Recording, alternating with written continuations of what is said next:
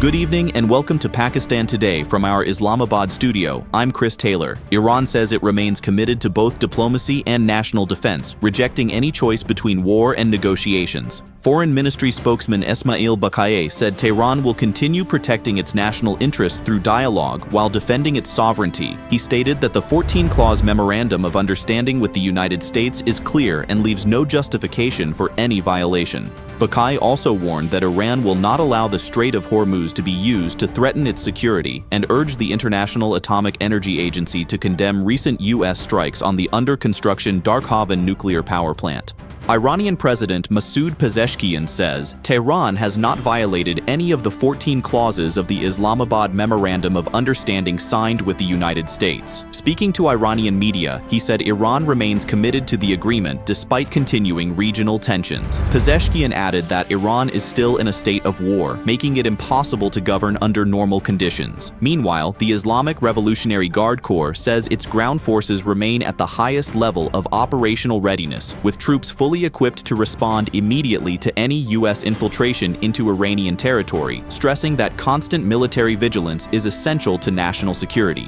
China has strongly condemned attacks on Gulf and Arab countries, saying civilian infrastructure must never be targeted. A spokesperson for China's foreign ministry called attacks on civilian facilities unacceptable and urged respect for the sovereignty and territorial integrity of Saudi Arabia and all Gulf states. Beijing also called on all parties to comply with international law, expressed concern over rising regional tensions, and stressed that diplomacy and political dialogue remain the only viable path to resolving the conflict, while urging all sides to avoid further escalation.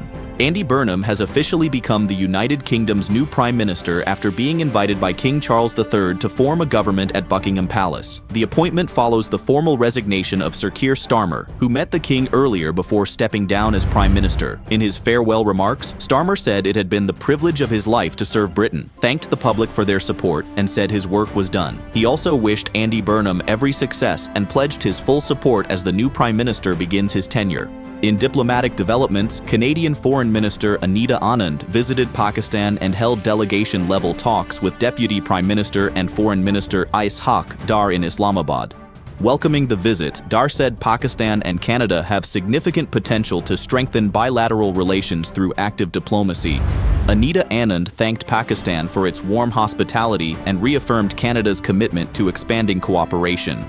During a joint press conference, both leaders highlighted opportunities for collaboration in trade, agriculture, information technology, education, and capacity building. Ishaq Dar also announced that a new agriculture protocol will soon be signed to further strengthen economic and commercial ties between the two countries. The federal cabinet has approved a new daily fuel pricing mechanism for petroleum products.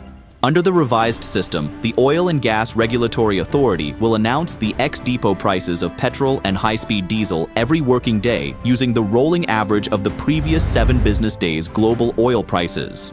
Officials say the pricing formula itself remains unchanged, with only the frequency of revisions being updated. The government is also considering reintroducing fuel conservation and austerity measures as rising tensions in the Middle East continue to push global oil prices higher. Finally, heavy rainfall has brought cooler weather to Lahore, with showers reported across Mall Road, Garden Town, the Lahore High Court area, and several nearby localities. Water accumulated in a number of low-lying areas, while Gulshan Ravi recorded the highest rainfall at 42.2 millimeters. The Pakistan Meteorological Department has forecast more rain across Lahore and other parts of Punjab until the 24th of July. Meanwhile, the National Disaster Management Authority has warned that a strong monsoon system combined with a western weather disturbance could trigger heavy rainfall across parts of Gilgit, Baltistan, Khyber Pakhtunkhwa, Azad Kashmir, and Upper Punjab through the 23rd of July, urging authorities and residents to remain alert. That's all for now. You're watching Pakistan Today.